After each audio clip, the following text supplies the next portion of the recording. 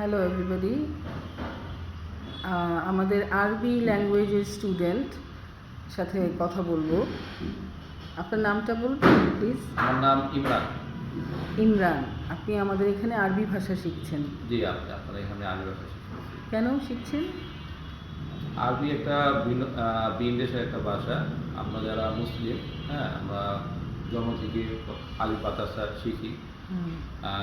আমি শিখেছি একটা উদ্দেশ্য নিয়ে। আমি একটা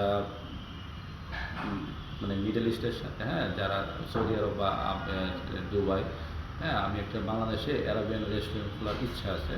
সেই পারপাসে আমি এই আরবিটা শিখতেছি। আরেকটা শেখার অর্থ হচ্ছে আমাদের দেশে যারা প্রবাসী যারা আছেন, যারা বাংলাদেশ থেকে বিভিন্ন মধ্যপ্রাচ্য দেশে যায়, তারা আসলে কেউ আরবি কথা বলতে পারে না। এই আরবি কথা বলার না কারণে তারা অন্যান্য দেশের শ্রমিকদের তুলনায় আমাদের দেশের শ্রমিকরা অনেক কম বেতন পায়। তারা যদি মোটামুটি তাদের নিত্য ব্যবহারের ভাষাগুলি শিখতে পারত, তাহলে তাদের নিজেদেরও সুবিধা হতো, দেশেরও রেমিটেন্স অনেক বাড়ত। ইভেন আমি যতটুকু এই ভাষা শিক্ষার্থী যারা মাদ্রাসায় পড়ে, তারা শুধু হাফেজ হয়েছে, কিন্তু অ্যারাবিয়ান যে ল্যাঙ্গুয়েজটা, এই ল্যাঙ্গুয়েজের কথা বলতে পারেন, এটা আমি খুবই হতাশ।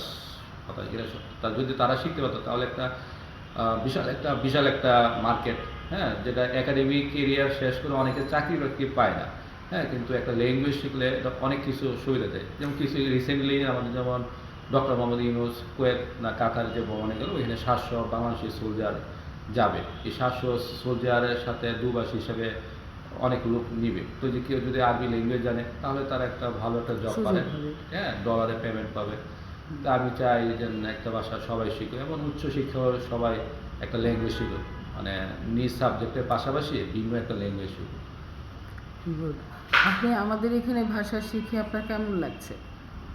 প্রথমে একটু কঠিন লাগবে, একটা ভিন দেশের ভাষা, তারপরে আমি চেষ্টা করতেছি শেখার জন্য। মোটামুটি কিছুটা ধরতে পারছি।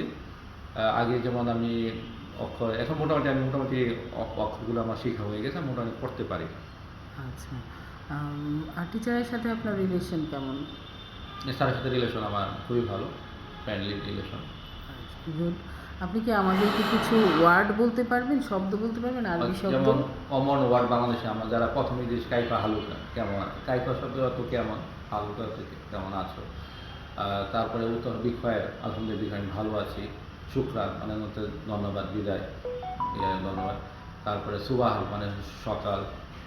তারপরে হচ্ছে মাসুন মাস, কিতাবুন কিতাব বা বই, যেটা আমরা বলি। আমরা যেমন বলি বাসা, মঞ্জিল আমরা বলি আহসান মঞ্জিল, মানে মঞ্জিল মানে বাসা। এরকম অনেক সুন্দর সুন্দর ওয়ার্ড আছে। যেমন ইলমুন আমরা বলি জ্ঞান, জ্ঞান বলি না, জ্ঞান ইলমুন। আলিমুন মানে জ্ঞান লাভ করা, তালিমুন শিক্ষা লাভ করা, ফকিরুন মানে ফকির।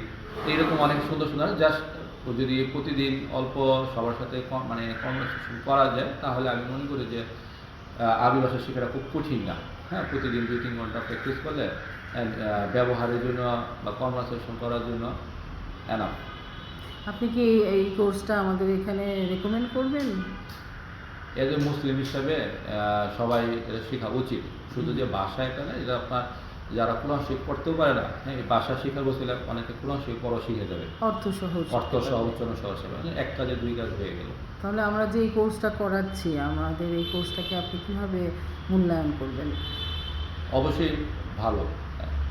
মানে আমি মানে শুরু থেকেই আশা করি যে আমার যেমন বাসা, আমার বড় বোনের মেয়ে যেমন ফ্রেঞ্চ ল্যাঙ্গুয়েজ শিখে। আমি মানে ল্যাঙ্গুয়েজ একটা বিশাল জিনিস, বিশাল, এটা বড় একটা বাজার। এবং একাডেমিক কেরিয়ার শিখে কেউ যদি কিছু করতে না, কিন্তু ল্যাঙ্গুয়েজের কারণে অনেক দূর যেতে পারে। বাংলাদেশের আর্থসামাজিক প্রেক্ষাপটে আমার মনে হয় প্রত্যেকেরই শিক্ষার পাশাপাশি অন্য দেশের একটা ভাষা শেখা উচিত। ঠিক আছে, আপনার সাথে কথা বলে খুব ভালো লাগলো, ধন্যবাদ। আশা করি আপনার যে কামনা, যে ইচ্ছা এই আরবি ভাষা নিয়ে, সেটা সফল হবে। শুকরান।